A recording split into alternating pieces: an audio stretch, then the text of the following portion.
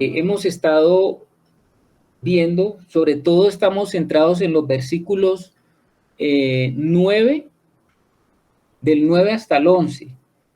Ahí Pablo está desarrollando como una idea. Pablo tiene en su corazón una idea para desarrollarle a los Gálatas. Voy a leerlo todo desde el versículo 9 hasta el 11 y vamos a decir por qué estamos hablando de esto que Germán nos comparte ahora. Porque mire que Pablo dice en el versículo 9, de modo que los de la fe son bendecidos con el creyente Abraham. Porque todos los que dependen de las obras de la ley están bajo maldición, pues escrito está: maldito todo aquel que no permaneciere en todas las cosas escritas en el libro de la ley para hacerlas. Y por la ley ninguno se justifica para con Dios. Es evidente, porque el justo por la fe vivirá. Nosotros habíamos tomado como base esa última expresión, o eso último que dice la palabra, lo dice Pablo: el justo por la fe vivirá. El justo por la fe vivirá. Y entonces queríamos entender justamente qué es lo que significa vivir por fe. Porque si Abraham es el padre de la fe y el Señor nos deja ese cuadro allá en el Antiguo Testamento de la vida de nuestro padre, porque Abraham es el padre de la fe y él vivió una vida por fe. Entonces nosotros nos estábamos preguntando, para Abraham vivir por fe significó algo. Y si para Abraham significó vivir algo, experimentar algo, pues eso mismo que él vivió, pues es como el modelo de nuestra vida en el camino de la fe. Por eso es que el hermano Germán está hablando de esto. La pregunta que nosotros nos haríamos hoy es, siendo cristianos, siendo hijos de Abraham, de acuerdo al nuevo pacto, ¿qué significa vivir por fe? Y vivir por fe, pues, si lo vamos a resumir, consiste en vivir confiando en Dios cada vez más en todo. Eso consiste, eso es vivir por fe. Exacto. La hermana Titina dice no tener que ver para creer. Eso también significa vivir por fe.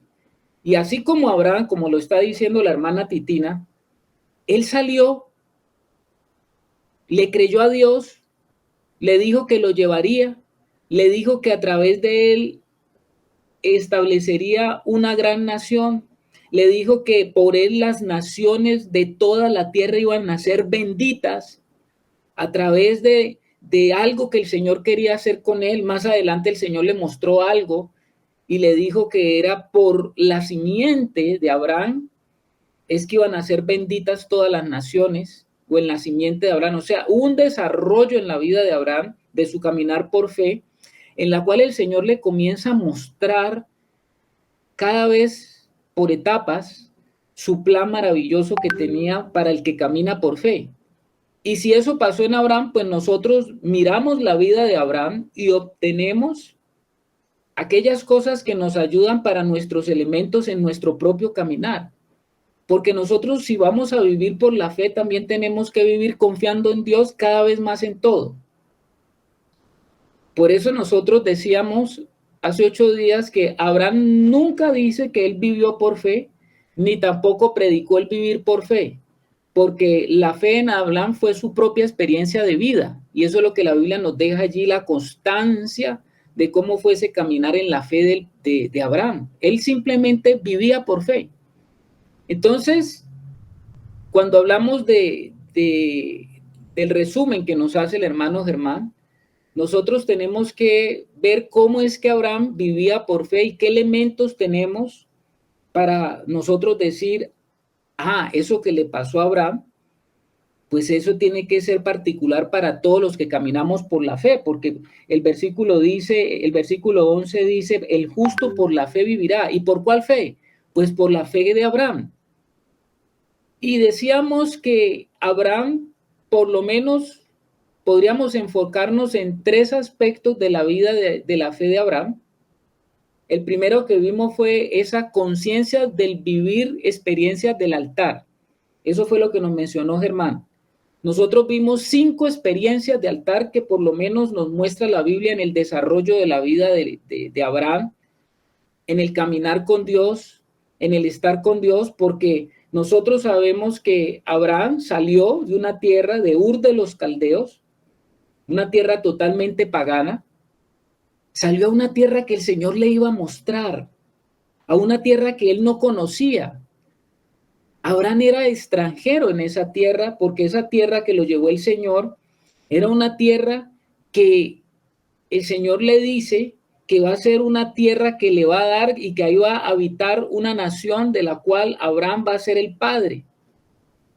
Abraham sale de Ur de los Caldeos siendo un hombre viviendo en toda una cultura, en todo un sistema de vida forjado, donde él había crecido, donde había vivido, donde había tenido experiencias, donde había vivido realidades. Ahora el Señor lo quería llevar a algo totalmente nuevo y unas experiencias con Dios. Lo que sí sabemos, si ustedes se dan cuenta y como ahora lo explicaba el hermano Germán, Abraham, donde estaba Abraham, aparecía siempre un altar. Y si usted se da cuenta esto del altar, pues habla de algo que había en la vida de Abraham y era el deseo de entregarle a Dios donde él estaba siempre algo. El altar nos habla de entrega, el altar nos habla de sacrificio, el altar nos habla de vivir siempre en un establecido, en un sistema de vida dispuesto a entregar a Dios algo que Dios esté pidiendo o algo que nazca de nosotros en nuestra propia experiencia de relación con Dios, donde sabemos que tenemos que entregarle a Dios algo. Esa es la vida de Abraham, la experiencia de Abraham, y es la experiencia de todos nosotros. En la medida que usted y yo vamos caminando con el Señor, nosotros vamos a darnos cuenta que nuestra alma tiene que ser configurada de una manera como Dios ha querido que nuestra alma sea, de acuerdo al diseño original. Y para poder nosotros tener esa alma configurada a la manera de Dios, muchas cosas vamos a tener que comenzar a entregar a Dios. Algunas cosas nosotros somos renuentes a entregarles. Algunas otras cosas están en nuestra alma escondidas y no sabemos que están allí y que estamos apegadas a ellas y que de alguna manera en nuestro caminar con el Señor, en la medida que vamos avanzando, el Señor nos va a dar conciencia que eso también tiene que ir al altar.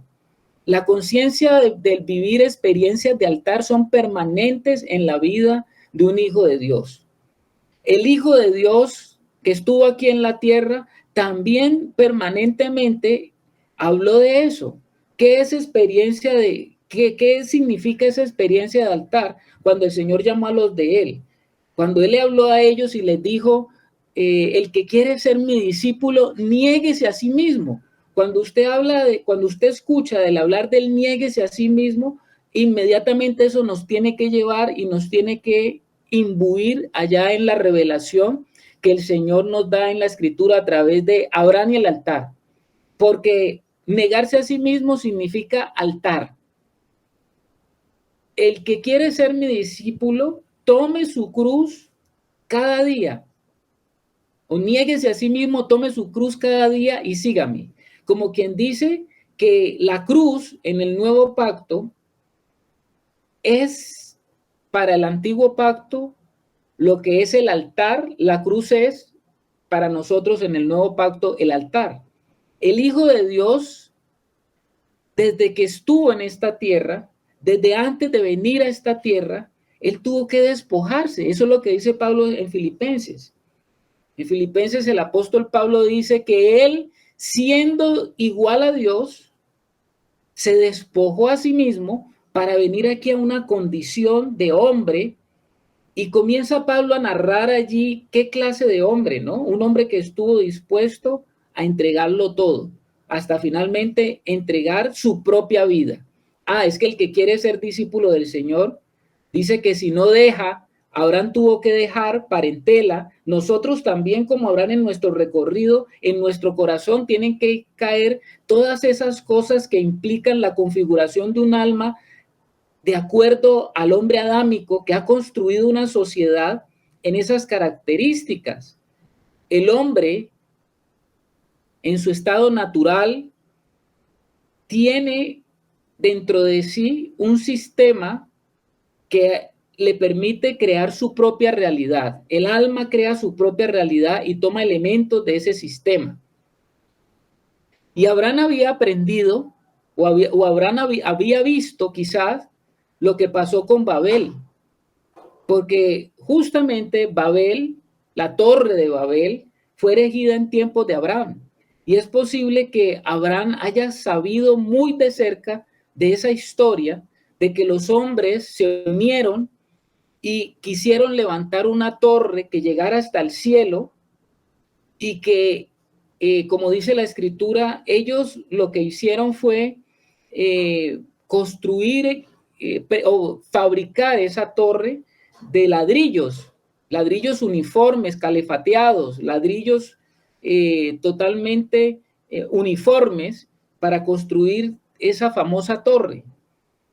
¿Qué diferencia con Abraham? Porque Abraham no busca estandarizar con ladrillos, con lo que el hombre quiere hacer. El hombre quiere formar bajo estructuras propias. El hombre quiere crear algo que se levante. Según ellos, querían levantarse y crear algo con unas estructuras definidas, con unas estructuras que son todas iguales, con una homogeneidad, buscando en los ladrillos, porque ellos cosieron ladrillos y comenzaron a levantar esa torre en base a ladrillos. Abraham no. Abraham, al lado de la tienda de Abraham, había un altar levantado de piedras. Esto me parece interesante, ¿no? Él levantó algo para Dios, pero no era un diseño humano. El Espíritu llevó a Abraham a tomar piedras y tratar de allí en esas piedras que él tomó, seguramente es muy dificultoso tratar de establecer un altar tomando piedras disímiles, tomando piedras que son con aristas diferentes. Esas piedras él no las pegó, sino que las comenzó a juntar, hablándonos de ya algo estaba configurando eso. Algo estaban prefigurando esas piedras. ¿A qué se le refiere? ¿A qué le puede usted hacer referencia a esas piedras que Abraham estaba tomando y que seguramente estaba buscando para construir ese altar del sacrificio? ¿A qué le parece a usted eso? ¿A qué diseño le parece a usted eso? Es una pregunta, ¿no? Para los hermanos. A ver, Germancito. Tenés el micrófono cerrado, ahí sí. Eso tiene que ver con... eso tiene que ver con el... No te escuchamos, Germán.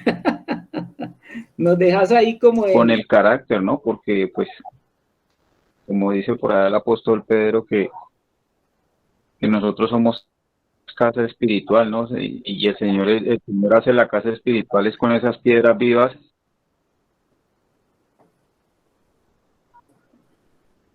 No, Germancito, no te estamos oyendo mucho. Pero el hermano Germán creo que nos estaba hablando de algo. Y efectivamente nos estaba hablando de que el diseño que tenía, lo que tenía Abraham. Sí, sí. Germán nos dice que es muy complicado con los datos. Sí, se oye muy entrecortado. El diseño de levantarle algo para Dios está basado en algo que el Señor colocó en ese corazón de Abraham. Y acuérdense que la casa de Dios está edificada justamente con piedras. Lo que se le edifica a Dios, lo que se le hace a Dios, no es a la manera del hombre, es a la manera de como Dios le permite, como Dios permite esa unión de piedra con piedra, como decía el apóstol Pedro por allá, que nosotros éramos piedras vivientes y cuando llegamos al ámbito de la casa de Dios, nosotros somos esas piedras vivas que al llegar a unirnos unos con otros, a levantar un altar al Señor, pues Él tiene que, en su casa, tiene que comenzarnos a ajustar para que podamos encajar el uno con el otro en lo que Él está haciendo. El hombre siempre busca uniformidad, el hombre siempre busca políticas, el hombre siempre busca estrategias, el hombre siempre busca pulir todo y hacer todo a la manera del hombre, pero en la casa de Dios son piedras. El hombre hace las cosas de barro cocido y lo forma sus ladrillos para poder él alcanzar su máxima aspiración. En el caso de Abraham, él estaba edificándole a Dios o estaba colocando ese pequeño edificio y ni siquiera era para él tener un nombre, como lo que hicieron en Babel. Él estaba colocando esas piedras para ofrecer algo de él allí para Dios. Entonces esa experiencia de altar, nosotros vamos a experimentarla, hermanos. Vamos a experimentar esa experiencia de altar en nuestra vida, en nuestro vivir, en la medida que caminamos con el Señor y en la medida que vamos tomando decisiones de consagración, decisiones de consagración. Y nosotros decíamos que por lo menos en la experiencia de Abraham vimos 5 altares que estaban demarcando ese carácter de Abraham. Y el último altar estaba relacionado con el sacrificio de su hijo Isaac, ¿no? Y era el altar de la renuncia total, donde Abraham estaba entregando aún la promesa por la cual había esperado tantos años, que Dios se le había dado, lo que Dios le había prometido. Aún eso estuvo dispuesto Abraham a entregárselo a Dios cuando el Señor se lo pidió. El corazón de Abraham fue probado. Esto me parece también interesante, ¿no? A veces nosotros nos aferramos a tantas cosas, aún cosas que son promesas de Dios en nuestra vida, que Dios nos las ha entregado, y a veces esas cosas que Dios mismo nos permite o nos da, se vuelven nuestro lugar de adoración más que el Señor. Y en algún momento el Señor dice que va a demandar de nosotros eso que se ha convertido como en lo más importante, cuando nosotros o cuando el Señor se da cuenta de que aquello está desplazando a Dios en nuestra vida. Entonces, ese altar de la renuncia, donde iba a entregar su hijo, fue algo que mismo Dios le pidió, que le dio a Abraham y después le pidió a Abraham.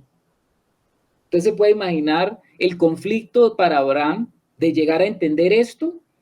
Años esperando la promesa, años esperando que se cumpliera la promesa de ese hijo, y ese hijo que Abraham anhelaba tanto y que Sara anhelaba tanto, que no llegaba, pero que finalmente un día llegó.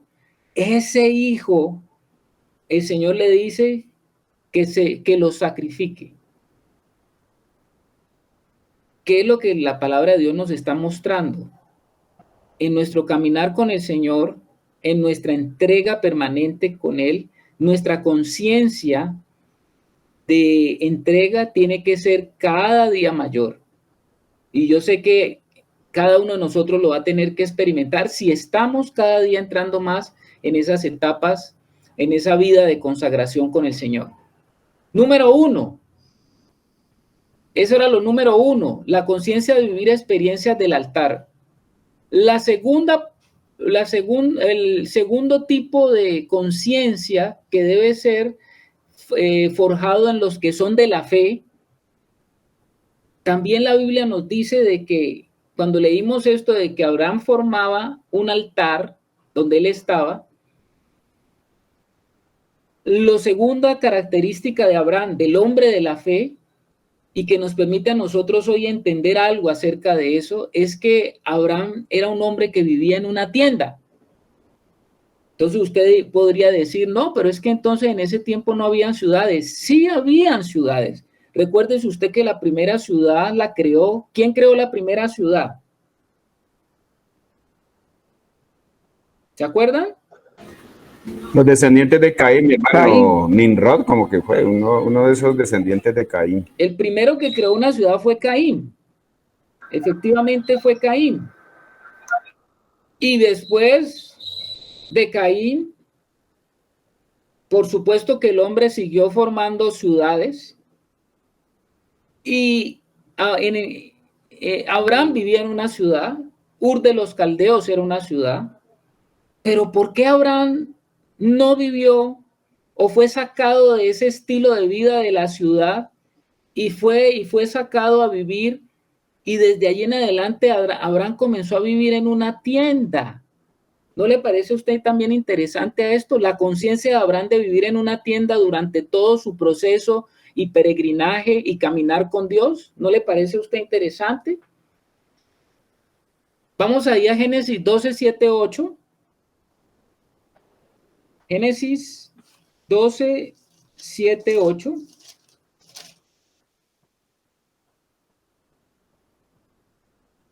Génesis capítulo 12, versículos 7 y 8 dice de la siguiente manera: y apareció Jehová a Abraham y le dijo, a tu descendencia daré esta tierra. Y edificó allí un altar a Jehová, quien le había aparecido.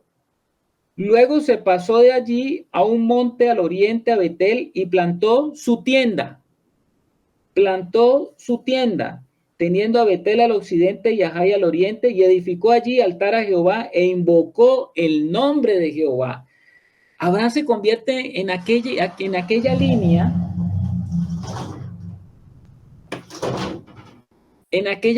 de los que invocan el nombre de Jehová. Usted se acuerda que cuando Adán y Eva pecaron, Caín y la descendencia de Caín, ellos no invocaron el nombre del Señor, esa descendencia.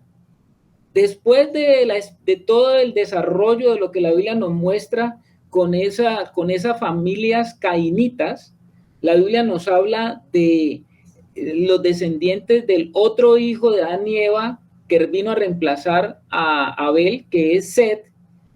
Y después de esa experiencia de tener ese hijo, la Biblia nos va a decir que en un momento determinado, esta línea que venía de Set, de este nuevo hijo, el reemplazo de Abel, dice que a partir de toda esa línea, de esa descendencia de Set, dice que los hombres comenzaron a invocar el nombre de Jehová. A través de la línea de Set vino una descendencia y un tipo de seres humanos, y a través de la línea de Caín vino otro tipo de seres humanos. En la línea de Set estaban los que invocan el nombre de Jehová, y en la línea de Caín están los que no conocen a Dios, no conocen sus caminos, ni invocan su nombre, ni quieren invocar su nombre. ¿Cómo les parece a ustedes? Y dice que Abraham, el hombre de la fe, pues se convirtió en uno de los que invocan el nombre del Señor. Acuérdense que Pablo en Romanos 10 dice que esa es la manera de ser salvo, ¿no? El que invocar el nombre del Señor será salvo. Y ahí tenemos que Abraham alcanzó la salvación, obviamente, porque él comenzó a invocar el nombre del Señor. Y comenzó a invocar el nombre del Señor en una manera muy elemental y muy sencilla, porque él comenzó a tener una relación personal con Dios.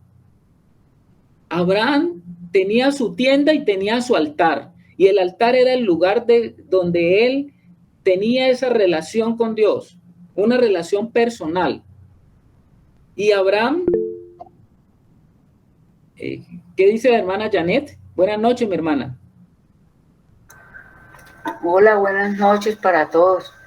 No, que yo cuando leo esa porción de la palabra en Génesis, pues yo he pensado, no he sentido en el espíritu, que cuando el Señor saca a Abraham y le muestra las estrellas del cielo y le dice que así mismo pues será su descendencia, el Señor le mostró a Abraham allí una dimensión profética de la ciudad celestial, que eso fue lo que para mí hizo que la fe de él fuera tan férrea, ¿no? O sea, fuera de eso, pues la relación que él tenía con el Señor, que él lo llama mi amigo Abraham.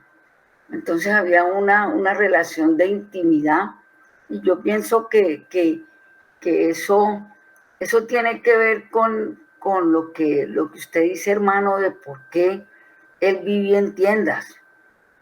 Él vio la ciudad celestial.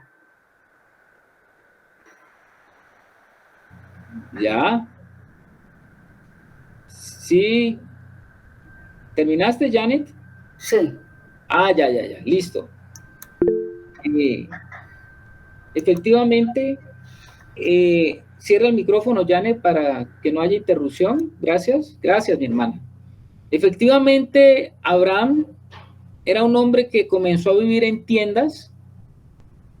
Era un hombre que, vamos a decirlo, vivió y vivía fuera del sistema. Era un hombre que aprendió a caminar los caminos de Dios dependiendo del Señor. No crea que en ese tiempo era fácil vivir en una tienda. ¿Qué es más fácil, vivir en una tienda o vivir en una ciudad? Le pregunto a usted, ¿qué le representa a usted más seguridad? ¿Qué le representa a usted seguridad? ¿Vivir en una ciudad o vivir en una tienda a la intemperie?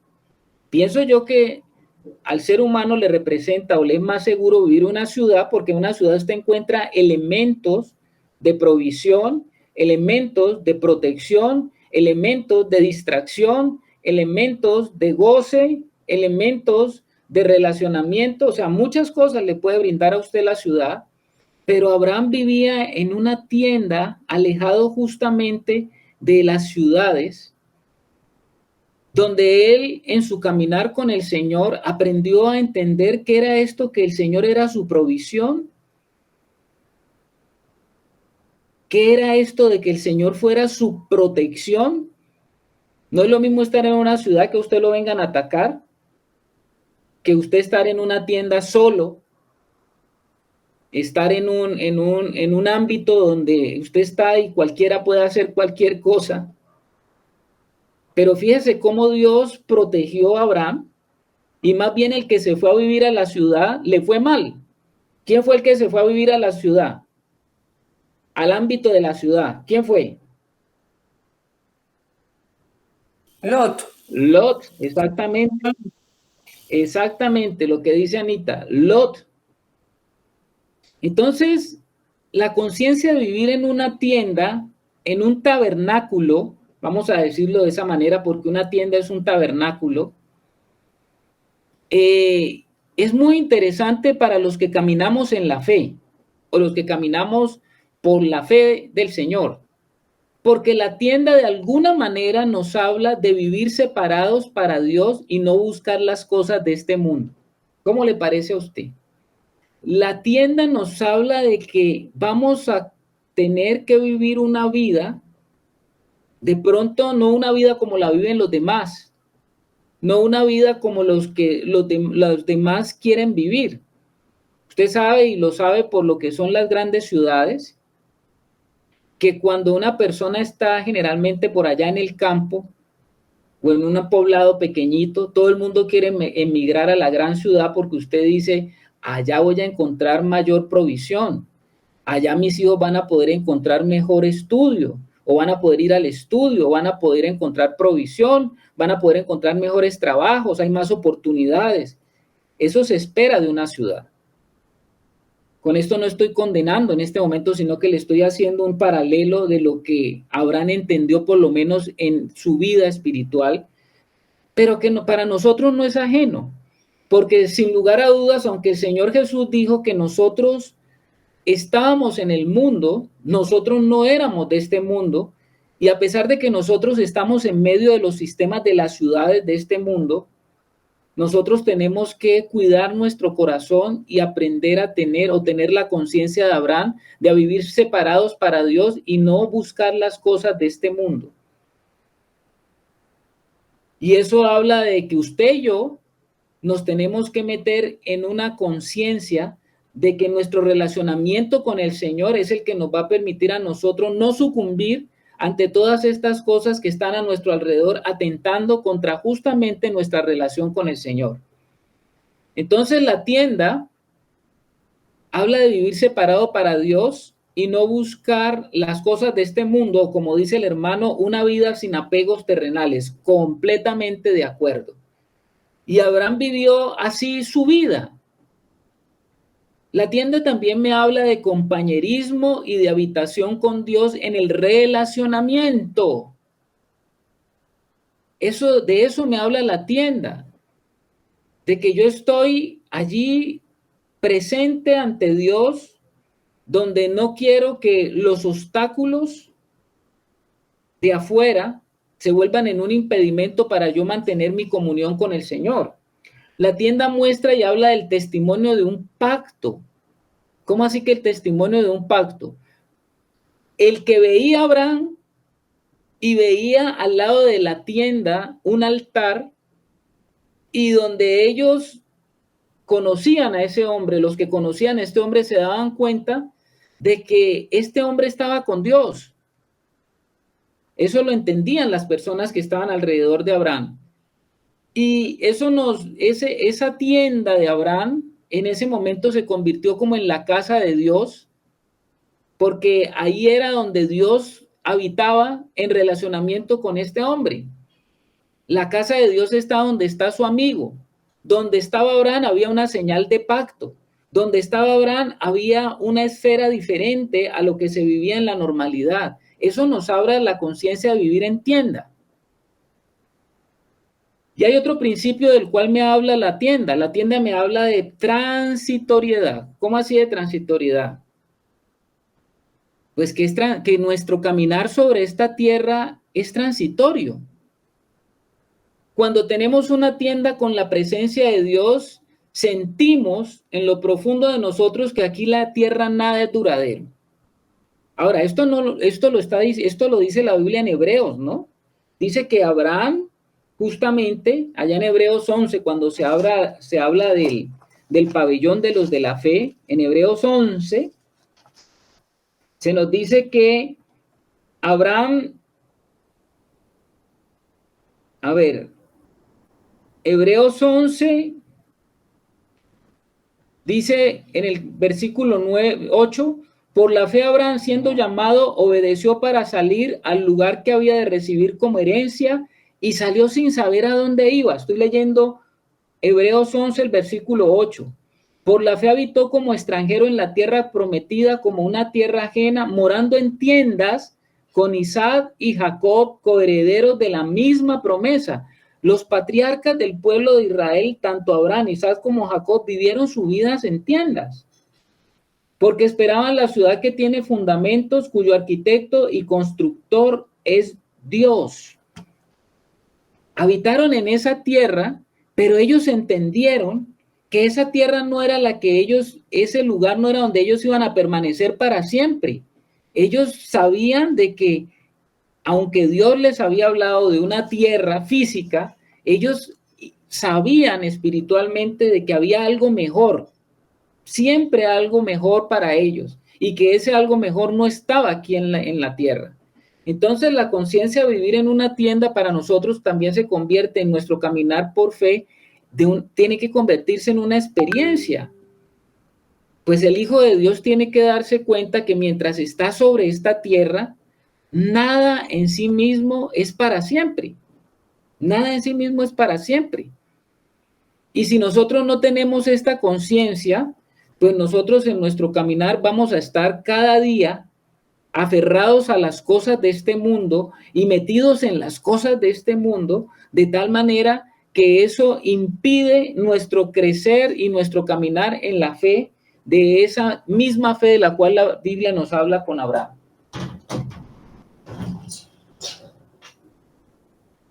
Entonces, la primera conciencia de vivir por fe que nos desarrolla la vida de Abraham es el concepto de vivir experiencias de altar.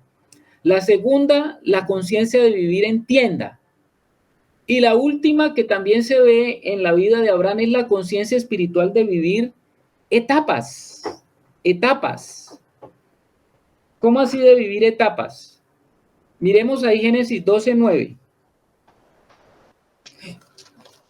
Génesis 12:9.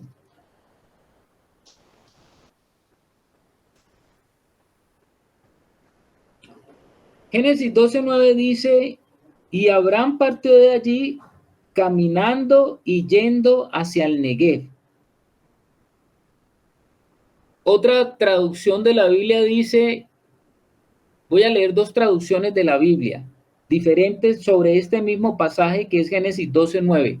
Dice, luego Abraham se fue de allí avanzando poco a poco en dirección al desierto del sur.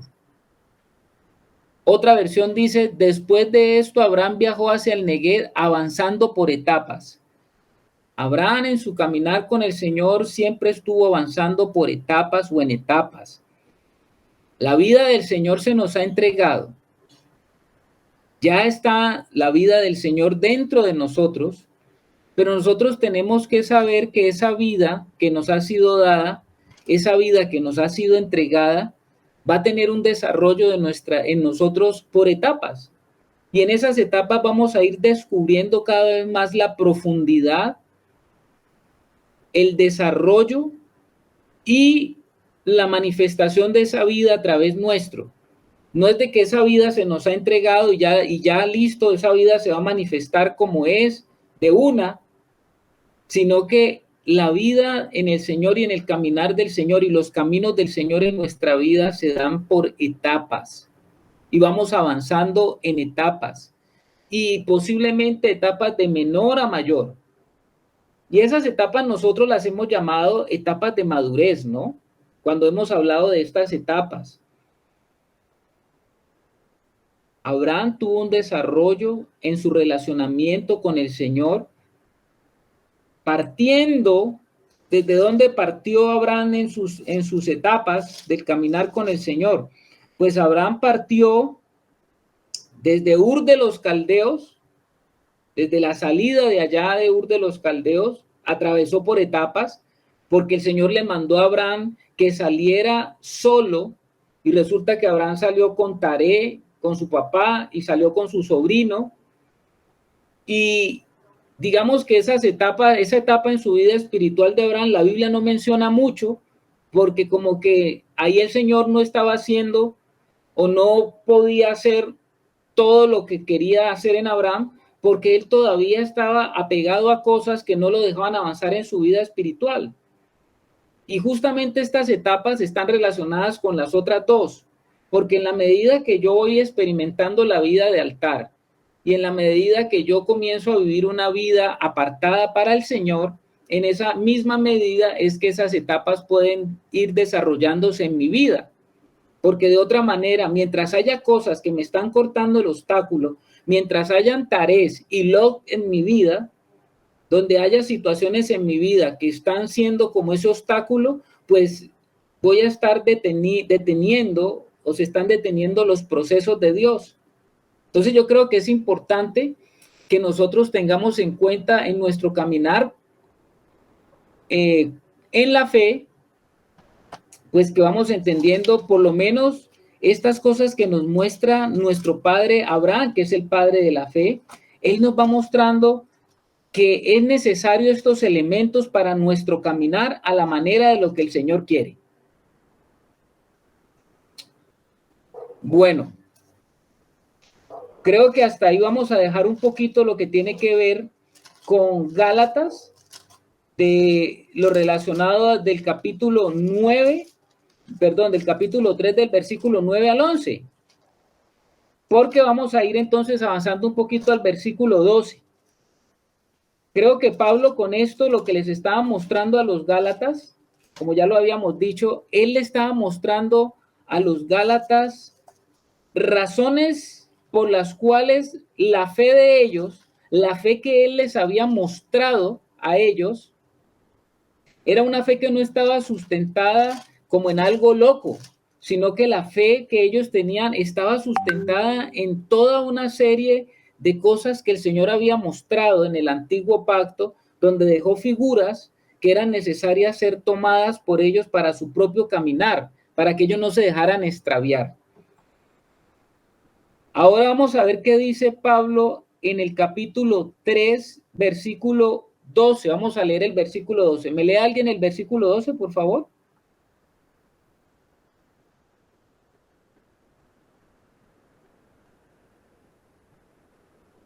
Entonces es Gálatas 3:12. Dice, y la ley no es de fe, sino que dice, el que hiciere estas cosas vivirá por ellas. Gracias, hermana. Mire lo que nos lee la hermana. Y la ley no es de fe. Ahí hay un fuerte contraste, mi hermano. Hay un fuerte contraste. Yo no puedo ignorar ese fuerte contraste que Pablo les está hablando a los Gálatas después de hablarles de Abraham, de la vida de Abraham, de mostrarles quién era, cómo fue que Abraham como creyente vivió su vida. Al nosotros haber profundizado en esos aspectos, seguramente Pablo tendría estas cosas en su corazón. Pero lo que nos está diciendo aquí Pablo, y ejerce un contraste totalmente radical entre lo que es la ley y la fe, porque dice, y la ley no es de fe, sino que dice, el que hiciera estas cosas vivirá por ellas. La ley tiene que ver con un obrar, con un hacer del hombre. Por eso dice que el que hiciera estas cosas vivirá por ellas. En eso consiste en la ley. La ley consiste en que yo tenga que hacer. Entonces, la ley, si nosotros vamos a ver, según el antiguo pacto, la ley permitía una relación entre el hombre y Dios de una manera, y la fe en el nuevo pacto permite una relación entre Dios y el hombre de otra manera. Vamos a decir que el Antiguo Testamento en el Antiguo Testamento la ley requiere que el hombre haga uso de su propio esfuerzo para cumplir los requerimientos de la ley a fin de complacer a Dios. Vamos a decirlo de esa manera. La ley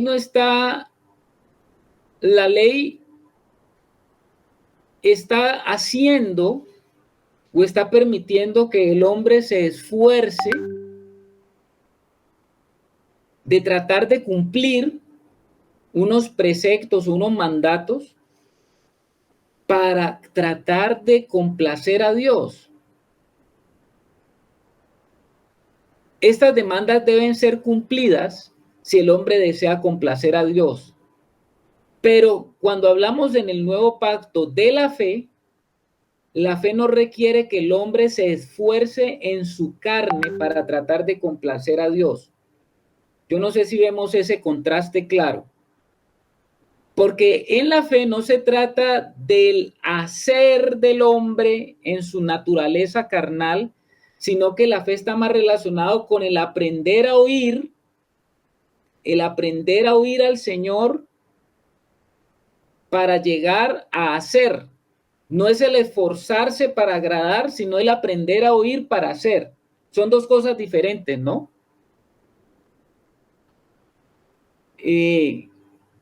Nosotros sabemos que el Señor Jesús se encarnó, vivió en la tierra, murió para realizar esa redención tan grande que Él ha hecho en nosotros, y que Él, después de su muerte, se levantó de la tumba, pero se levantó, y no solamente se levantó, sino que ascendió, y no solamente que ascendió, sino que se sentó a la diestra del trono de Dios. Y cuando Él se sentó en el trono de Dios, llegó a convertirse en un espíritu vivificante.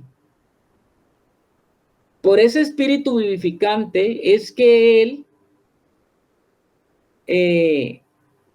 por ese espíritu vivificante es que Él ahora puede llegar a todo lugar, en todo momento, cuando a Él se le invoque. Por eso Él está llamando a la gente para que le reciban. El Señor, como espíritu vivificante, desea entrar en la gente para hacer la vida que viene de arriba, y para que los que reciban esa vida lleguen a ser uno con Él. Y ese llegar a ser uno con Él es posible por el comenzar a oír y el oír con fe. Todo lo que Dios quiere que el hombre desarrolle o haga no está basado en que el hombre trate en su propio esfuerzo de hacer algo por sí mismo, tratando de agradar a Dios, sino que lo único que el hombre tiene que hacer ahora es por fe aprender a oír a Dios y comenzar a saber qué es lo que Dios quiere que nosotros comencemos a hacer desde esa vida que está dentro de nosotros. Por eso es que dice aquí en el versículo que acaba de leer la hermana Yamilet, y la ley no es de fe, sino que dice, el que hiciera estas cosas vivirá por ellas. Básicamente la ley de Moisés requirió la obediencia y se castigó la desobediencia. Por eso los judíos y los judaizantes que dependían de la ley para justificarse, pensaban en los requisitos de la ley y estaban cada rato pendientes de cómo tenían que cumplir la ley y estaban en su propio esfuerzo, querían llegar a cumplir con todo lo que las demandas de la ley para sentirse justificados, para sentirse perfectos sin pecar. Pero Pablo se refiere justamente en Romanos 4:4, quiero que vayamos a Romanos 4:4 para que nos demos cuenta de algo. Vamos a Romanos 4:4.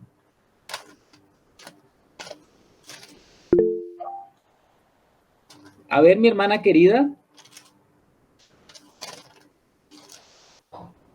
No te oímos, tienes el micrófono cerrado.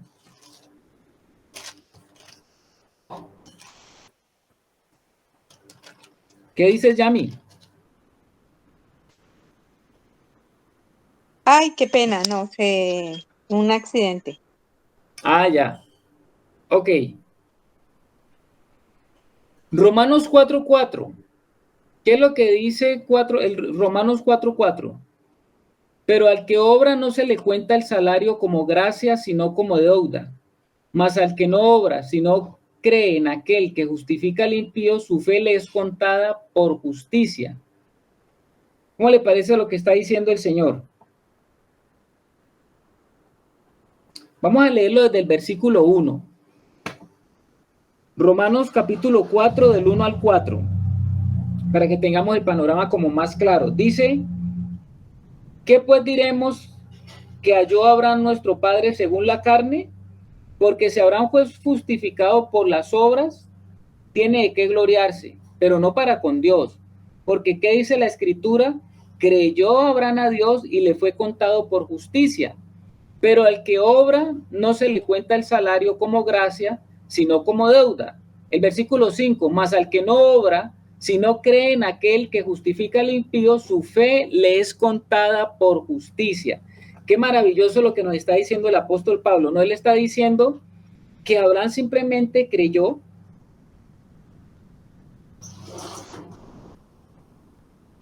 Abraham le creyó a Dios y que no hubo antes una obra específica que hiciera Abraham, sino que él simplemente le creyó a Dios. Y como le creyó a Dios, dice que ese creer a Dios le fue causa de ser justificado. Porque si hubiera obrado, si él hubiese hecho una obra, entonces tendría Abraham de qué gloriarse. Y si tuviera de qué gloriarse, entonces ya no sería por la fe. Entonces lo que nos está diciendo Pablo es que si él hubiese obrado, es como si Dios hubiese tenido que pagarle por lo que él hizo. O sea, como pagarle una deuda. Pero lo que está diciendo es que como Abraham no obró, entonces a él se le considera o se le cuenta el salario como gracia, porque es como cuando usted viene a hacerle a alguien un trabajo a su casa, ¿no? ¿Qué es lo que está diciendo allí el apóstol? Si usted viene a una persona y le hace un trabajo en su casa, cualquier trabajo que usted, mi hermano, alguien entre a hacerle a su casa, por pequeño que sea. Cuando él termina de hacer su trabajo, esa persona termina de hacer su trabajo, ¿qué es lo natural? Lo natural es que cuando esa persona termine de hacer su trabajo y le entrega el trabajo que ha hecho, pues lo natural es que usted le pregunte a esa persona cuánto le debo, por cuanto él obró, hizo algo y todo obrero es digno de su salario, usted le paga por ese trabajo. Eso es lo normal. Pero si usted se encuentra una persona ahí en la puerta de su casa y él no ha hecho nada, pero usted quiere regalarle algo, usted siente en su corazón darle algo a esa persona, eso es lo que se llama gracia. No porque él haya obrado o haya hecho algo, usted le va a pagar a esa persona, sino que usted simplemente le da a esa persona porque usted quiere regalarle algo y siente regalarlo algo. Eso es lo que se llama gracia. Como que darle algo a alguien que no merece, en el sentido de que esa persona no ha hecho una obra para que usted le dé algo, para que usted le pague. Pero eso es lo que la Biblia nos está diciendo. Hasta ese momento, en la relación con Dios, Abraham no había hecho absolutamente nada.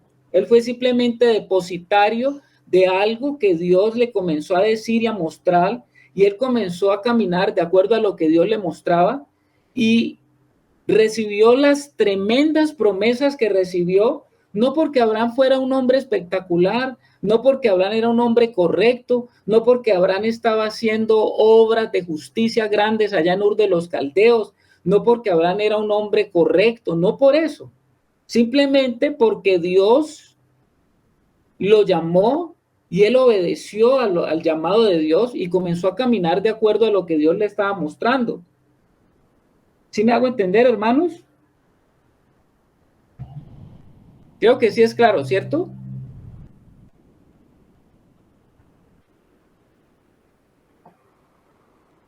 ¿Sí estamos claros? Hay un silencio. Sí, hermano, sí estamos claros. Hay un silencio. Pero bueno, Yamile sí entendió. Efectivamente, Abraham, como padre de la fe, él permite hoy a nosotros entender cómo opera esto de la ley y cómo opera la gracia de Dios. Cuando usted fue llamado por Dios, mi querido hermano, cuando el Señor vino a su vida, ¿era porque usted había hecho algo para Dios? ¿Era porque usted había hecho algo grandioso para Él? ¿Era porque usted era un hombre tan correcto, tan lleno de querer hacer las cosas de una manera maravillosa, un buen obrar, porque usted era una buena persona, porque usted era una excelente persona? No, no fue por eso, mi hermano, no creamos eso. Porque todos nos encontramos en la misma condición. Nosotros acá en el mundo tratamos de como jerarquizar condiciones, pero en realidad delante de Dios, ¿cuál es la condición que importa? Por cuanto todos pecaron y están destituidos de la gloria de Dios. Y por eso no había ninguna esperanza de ser justificados nosotros, porque estábamos totalmente separados de la gloria de Dios. Y si estábamos separados de la gloria de Dios, cuando creímos, se nos dieron las promesas. ¿Qué hizo usted para obtener esas promesas? Dice el hermano Ángel, el detalle es: crea al que justifica al impío. Él es el que justifica, claro, al impío. Él es el que nos dio a nosotros sin merecer nada. Usted no merecía nada, ni yo merecía nada, ni ningún hombre merecía nada. Estábamos destituidos de la gloria de Dios, y por cuanto estábamos destituidos de la gloria de Dios, no teníamos esperanza. Estábamos totalmente bajo la condena y bajo el juicio de Dios, como dice la Escritura. Pero también la palabra de Dios dice que en su debido momento el Señor envió a Jesucristo, su Hijo, para que todos los que estábamos en esa condición, ahora, por la fe, no por nuestro obrar, sino por la fe, pudiéramos escuchar lo que Dios quería darnos, y simplemente lo único que nosotros tuvimos que hacer fue recibir por la fe. ¿Cómo recibimos? De gracia.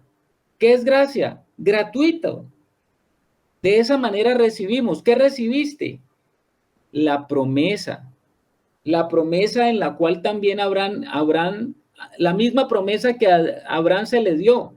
¿Cuál fue la promesa que a Abraham se le dio?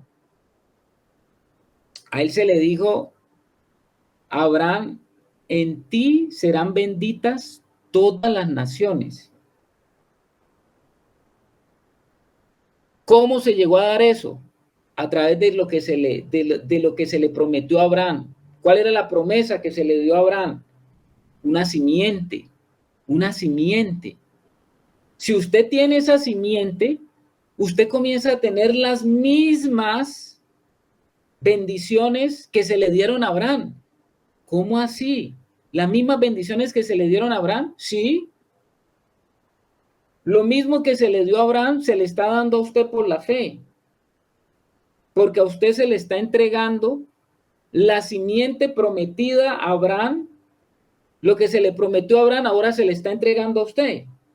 Entonces usted y yo, entonces ahora tenemos la misma simiente que se le prometió a Abraham, ahora nosotros la tenemos. Y eso es lo que finalmente nos hace hijos del verdadero Israel de Dios. ¿Cómo así, hermano? Hay una gran discusión en este tiempo acerca de lo que es Israel, ¿no? Pero ¿quién es el Israel? ¿Quién es el Israel de Dios? ¿El natural o el espiritual? Hago esa pregunta. ¿Cuál es el Israel de Dios? ¿El natural o el espiritual? El espiritual. ¿Sí? ¿Todos estamos de acuerdo? ¿Todos estamos de acuerdo, hermanos? Sí, señor. De hecho, el que ha sido salvo por gracia, si ¿no? no hubiera mandado. Bueno, ahí hablaron varios al tiempo. A ver, ¿qué dice Rebeca? ¿Qué dice Janet? Yo decía que de hecho los que hemos sido salvos por gracia formamos parte del Israel de Dios. En la cabeza de Dios, ¿cuál era el Israel que tenía en su cabeza? En la cabeza de Dios. En la cabeza de Dios estaba el Israel natural o el Israel espiritual. En el corazón de Dios. ¿Qué dice El Yamile? espiritual. Yo considero que el espiritual, porque si no, no hubiera enviado a su hijo a la tierra para que por medio de él alcanzáramos salvación, redención, todo el plan eterno de Dios. O sea, nos hubiera dejado en esa condición de muerte, digámoslo así. Y eso no era lo que estaba en el corazón del Padre. Muy bien, Janet. A ver la hermana Yamilet. ¿Qué dice hermana Yamilet? Ok, bueno, yo lo que estoy meditando es lo siguiente. Cuando vemos a Abraham, vemos algo natural, que había un Israel natural, pero a él se le prometió una simiente.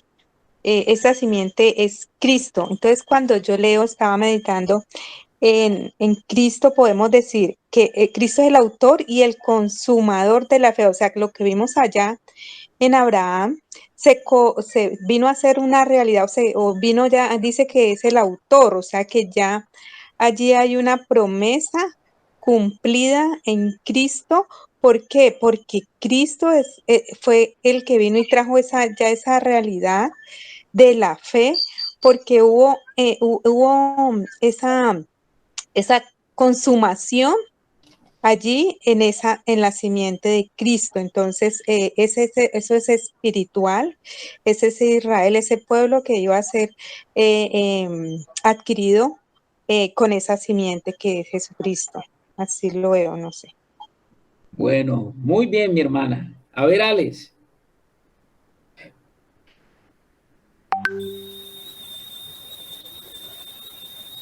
Alex. Estamos oyendo. Ole, ole. Sí, Ole. ahí te oigo. Que yo veo, mis hermanos, que aquí cuando tocamos todos estos puntos que el Señor repetidamente nos trae en su palabra, es donde comprobamos que definitivamente el Espíritu Santo que mora en cada uno es el que puede traer a contexto muchas cosas.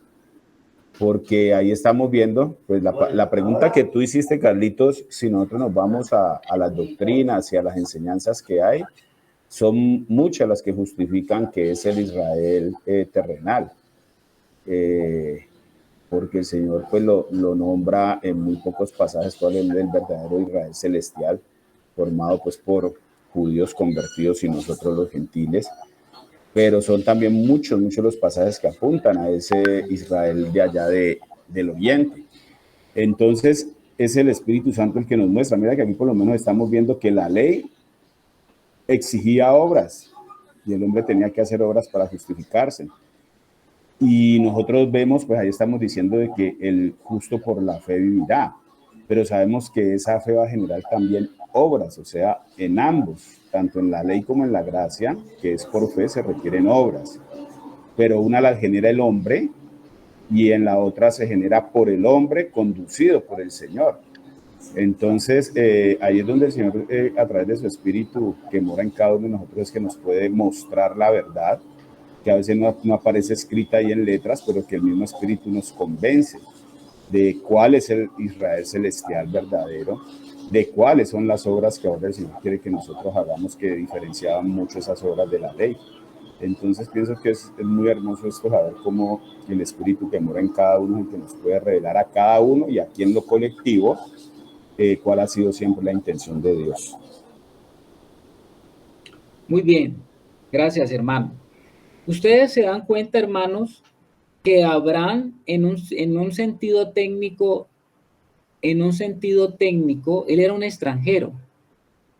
A él se le dieron unas promesas y a él se le dijeron que de él iba a salir una nación. Y que esa nación, pues, el Señor iba a hacer un pacto. El pacto lo hizo con Abraham y a través de Abraham llegó el pacto para toda esa nación. Y si ustedes se dan cuenta, ¿qué era lo que estaba en el corazón de Dios? En el corazón de Dios está tener un pueblo de hijos. Eso es lo que está en el corazón de Dios, tener un pueblo de hijos. Y él, todo lo que hizo Dios, todo lo que hizo el Señor en el antiguo pacto con el pueblo de la promesa, apuntaba a algo, apuntaba a la venida de su hijo. Él preparó todo, el Señor vino preparando todo y vino creando todo y vino haciendo todos los arreglos necesarios para que ese hijo naciera en medio de, porque todo apuntaba hacia el hijo.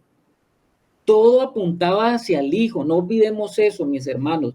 Todo apuntaba hacia su hijo, porque a través de ese hijo es que serían benditas todas las naciones de la tierra. Y así ha sido. Y hay un verdadero Israel de Dios, y no lo digo yo, el mismo Pablo lo dice. ¿Dónde dice el apóstol Pablo eso? Lo voy a invitar a Romanos 9. Voy a invitarlos a Romanos 9. Del versículo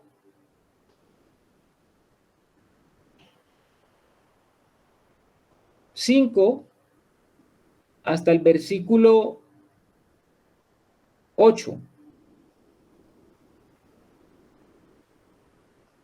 Estoy tratando esto porque a veces hay mucha confusión con esto, mi hermano.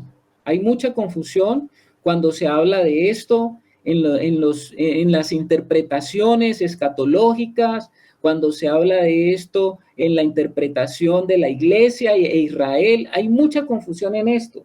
Entonces estoy aprovechando aquí, por lo menos en lo que nos permite el Señor, tratar esto. ¿Qué es lo que dice aquí? Versículo 5 al 8. ¿Me lo lee alguien, por favor?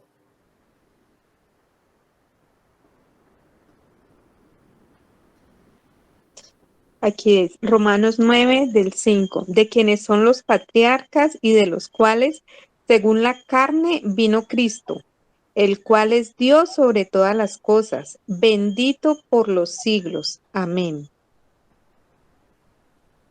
¿Más? Sí, mi Hasta ahí. hermana, hasta el 8. Ok.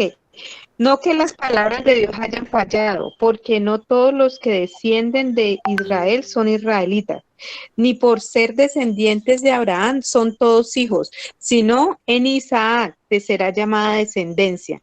Esto es, no los que son hijos según la carne son los hijos de Dios, sino los que son hijos según la promesa son contados como descendientes. A mí me parece maravilloso eso, ¿no? El corazón de Dios tiene un Israel que no ha variado. Ese Israel en el corazón de Dios no ha variado. En Abraham fueron dadas las promesas. Las promesas fueron dadas para ese pueblo que se supone iba a salir a partir de la simiente de Abraham en lo natural. Y en lo natural nació Isaac. Y Isaac después produjo 2 hijos, o tuvo 2 hijos. ¿Cómo se llamaban los 2 hijos de Isaac? Todo ese estudio bíblico. Esaú y Jacob. Pregunta, gracias Rebeca, ¿cuál de los 2, según lo que estamos leyendo, era Israel? ¿Esaú o Jacob? Jacob.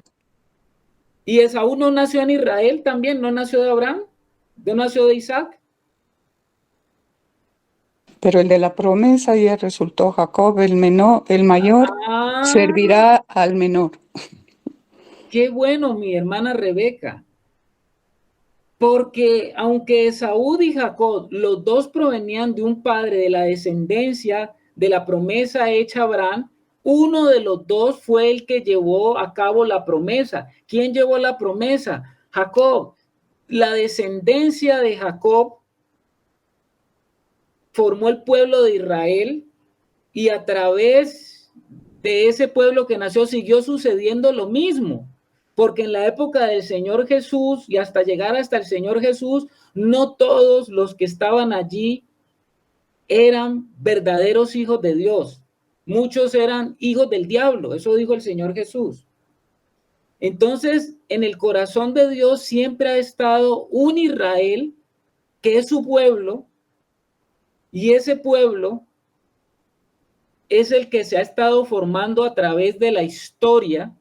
Y ese pueblo es que, llegada la promesa, tomó parte por todas las naciones de la tierra y ese pueblo se ha extendido y ha hecho una gran nación.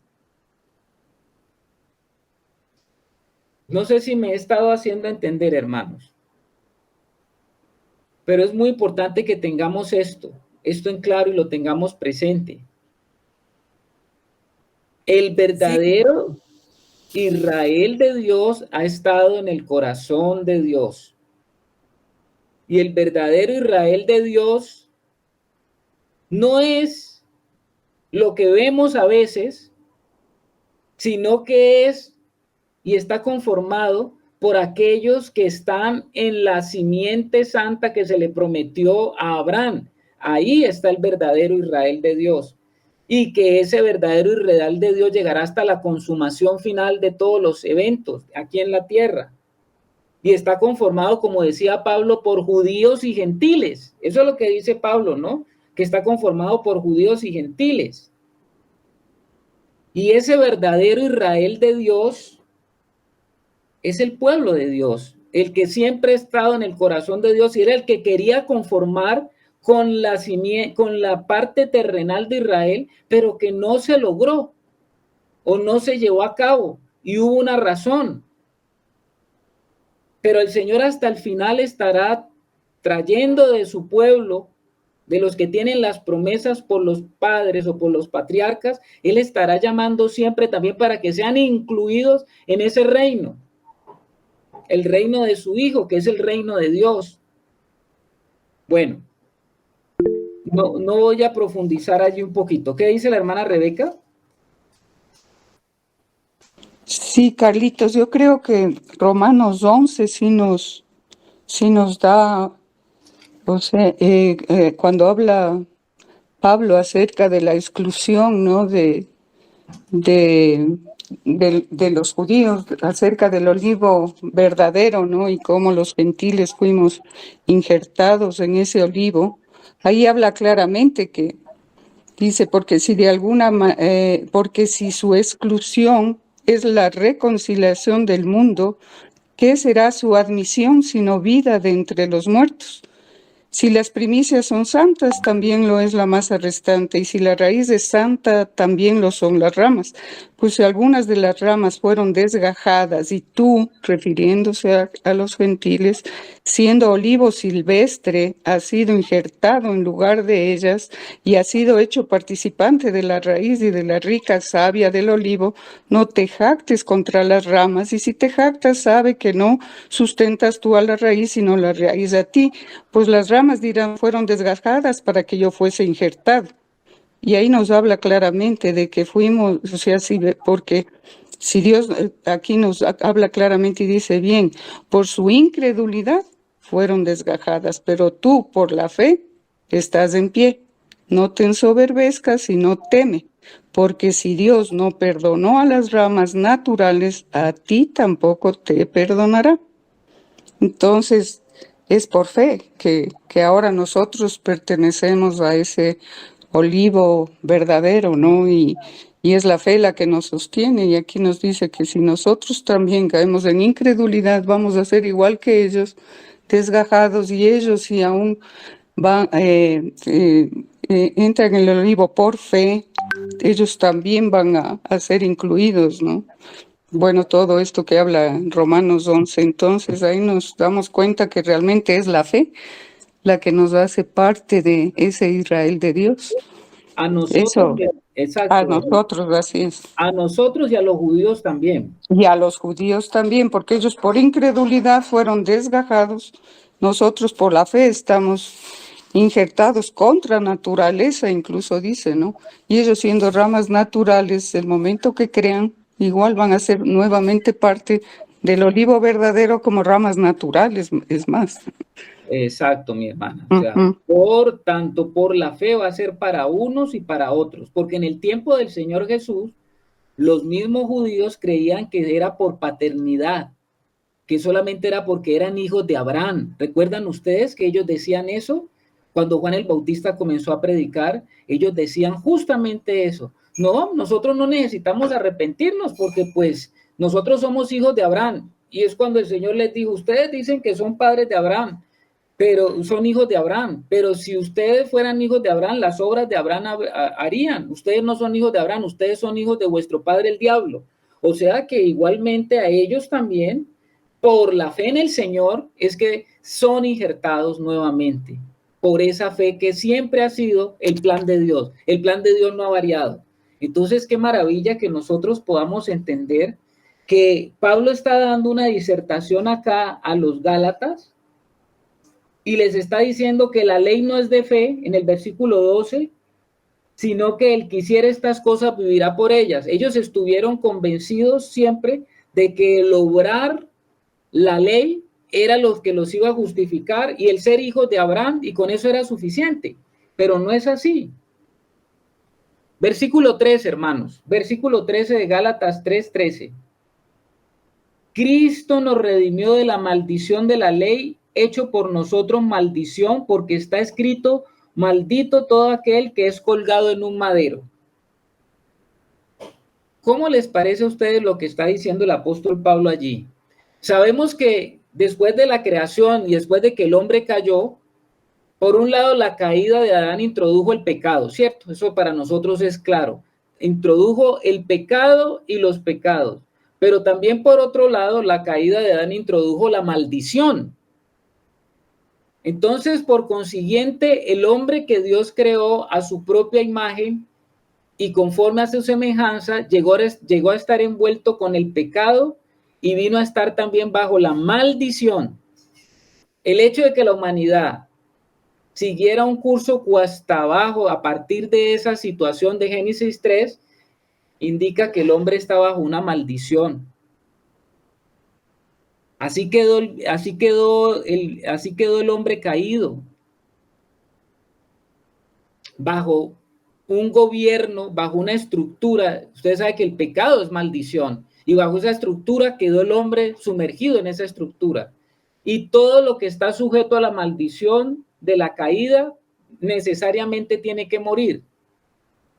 Pero ahora el Señor nos está diciendo que lo que nace del espíritu no muere, pero lo que nace de la carne sí muere.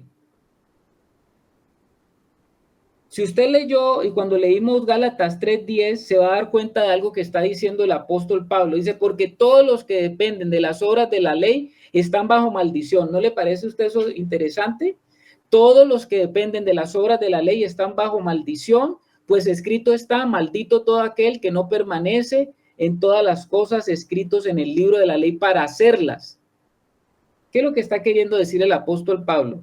Si tratamos de guardar la ley en nuestro hombre adámico caído, nosotros estaremos en la carne y automáticamente estaremos bajo la maldición, porque las obras de la ley están bajo la maldición cuando son ejecutadas en las obras de la carne. Entonces, ¿qué es lo que Dios pretendía o qué es lo que el Señor nos está pretendiendo mostrar? Que en vez de tratar de guardar la ley por el obrar, debemos agradecerle a la ley que nos exponga y nos condene, y después tenemos que deshacernos de ella cuando entendemos para qué fue establecida la ley. ¿Para qué fue establecida la ley? La ley fue establecida para mostrarle al hombre natural, al hombre carnal, al hombre en su estado caído, que él no podía cumplir las demandas de Dios. Para eso fue creada la ley, hermano. ¿Cómo le parece a usted? Debemos abandonar la ley, el tratar de cumplir las obras de la ley e ir a Cristo y a la cruz de Cristo para que Cristo le dé muerte a esa vieja naturaleza, a ese viejo hombre adámico que quiere tomar las obras de la ley para justificarse delante de Dios. Si permanecemos en la carne y con la ley, permaneceremos bajo la maldición, pero si vamos a Cristo y a la cruz, seremos justificados por la fe. Esto es maravilloso. Creo que es maravilloso. Versículo 14. Vamos al versículo 14. Para que en Cristo Jesús la bendición de Abraham alcanzase a los gentiles, a fin de que por la fe recibiéramos la promesa del Espíritu. ¡Wow! El Señor Jesucristo pagó un precio de sangre, lo que se conoce como la redención. Él nos redimió para que la bendición dada a Abraham pudiera llegar a nosotros. Es a través de Cristo, de la simiente, que nosotros podemos tener la bendición que se le dio a Abraham. Por eso a Abraham se le dijo, en ti serán benditas todas las naciones. Hoy nosotros estamos benditos en la bendición que se le dio a Abraham, o que se le permitió a Abraham, o que se le habló a Abraham en la promesa que le dio Dios. La bendición dada a Abraham hace posible, ¿qué es lo que la bendición dada a Abraham hace posible? A nosotros, ¿qué es lo que esa promesa de bendición nos hace posible a nosotros? ¿Qué creen ustedes que la bendición dada a Abraham hace posible para nosotros en el día de hoy? ¿Qué es lo que recibimos? ¿Cuál es la promesa que recibimos? Ser hijos de Dios. Espíritu. Exacto. Recibimos la promesa del Espíritu. Exacto, mi hermana. Exacto. La promesa que recibimos es el Espíritu Santo. ¿Y cómo lo recibimos? Por la fe. En la simiente de Abraham serán benditas todas las naciones de la tierra. ¿Qué es la bendición? El Santo Espíritu de Dios. Perdón. A ver, Yami. Bueno, yo estoy entendiendo algo. Vamos a ver, así, ahí voy. ¿Era necesaria la ley para que tuviéramos sentencia de muerte. En esa sentencia de muerte, o sea, no la podemos cumplir. Definitivamente ahí nos damos cuenta que necesitamos un Salvador. Sí, entonces no la podemos cumplir, hay maldición y esa maldición se lleva, es necesaria la cruz para que caiga allí en la cruz y pueda dar muerte a ese viejo hombre que no la puede cumplir definitivamente. Entonces vino Cristo, nos redimió, se hizo maldición ahí en la cruz y allí fue posible la promesa del Espíritu para que se pudiera derramar el Espíritu. De otra manera no hubiese sido posible. Amén, Hasta mi ahí hermana. entendido. Mi hermana, lo tienes muy claro. Está completamente entendido, mi hermana. Claro que sí. Eso que tú estás diciendo es eso. Espero que todos los hermanos lo estemos entendiendo. Si no, después la hermana Yamile se los va a explicar a todos. No, yo sé que todos estamos entendiendo, hermanos. En algo estamos entendiendo.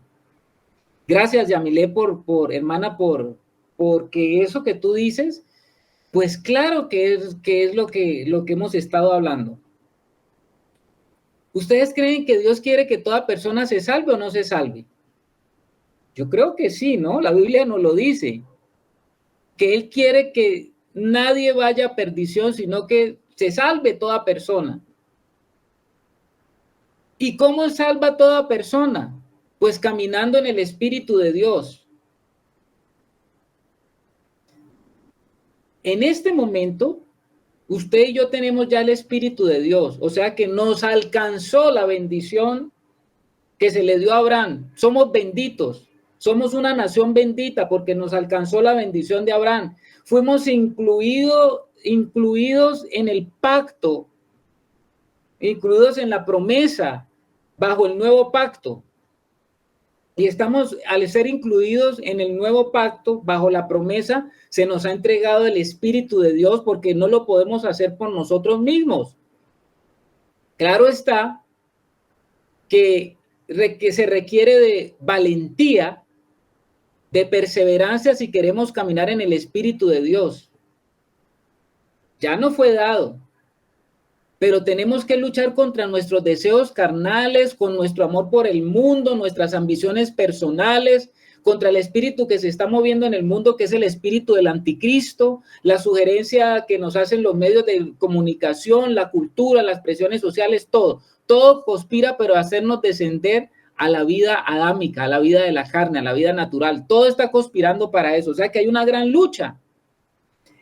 Cristo vino para que vivamos en la vida eterna del Espíritu de Dios. Satanás desea que vivamos de acuerdo con la naturaleza pecaminosa de nuestra carne. Por eso tenemos que luchar y luchar para avanzar hacia la vida de resurrección de Dios. Yo creo que hasta ahí, hermanos, estamos en el versículo 14 y terminemos con el 15. Hermanos, hablo en términos humanos. Un pacto, aunque sea de hombre, una vez ratificado, nadie le invalida ni le añade. Pablo le está recordando a los Gálatas que Dios no es hombre para que mienta, ni hijo de hombre para que se arrepienta. Así como los hombres hacen convenios, claro que en esa época eran más serios los convenios que hoy en día, pero dice aquí que un pacto, aunque sea de hombre, una vez ratificado, nadie le invalida ni le añade.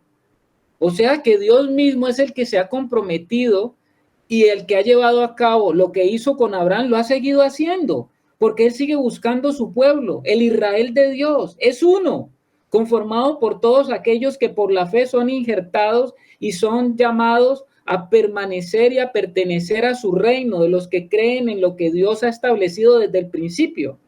Ese es el propósito eterno de Dios. Quiero decirle a ustedes, la iglesia no es un accidente como algunos hermanos piensan. He oído acerca de eso, que la iglesia es un accidente en el desarrollo del obrar de Dios en la humanidad. Como que la iglesia, cuando se habla de dispensaciones, Se habla de que ella es una dispensación y que es la última dispensación, pero que está allí colocada la iglesia como algo que hace parte para que fuéramos incluidos los gentiles. No, y negativamente no. La iglesia como tal es hacia donde apuntaba Dios desde siempre. La iglesia está dentro del propósito eterno de Dios. La iglesia no resultó porque necesitábamos ser injertados nosotros. La iglesia es lo que ha estado siempre en el corazón de Dios. La iglesia no es una aparición. La iglesia es el deseo de Dios porque Él quiere una familia y Él quiere el desarrollo de un hombre corporativo. Desde Génesis el Señor nos está hablando de un hombre corporativo. Desde Génesis nos está hablando de un hombre corporativo hecho a imagen conforme a la semejanza de Él. ¿Quién es ese hombre corporativo? Le pregunto, ¿quién es ese hombre corporativo? Pues ese hombre corporativo es la iglesia unida a la cabeza. Ese es el hombre de Dios, el diseño de Dios, una cabeza y un cuerpo. O sea que la iglesia no es que sea un accidente ni que algo que salió allí en una de las dispensaciones. La iglesia es el propósito hacia el cual está apuntando Dios desde el inicio. Hermanos, yo creo que dejemos allí.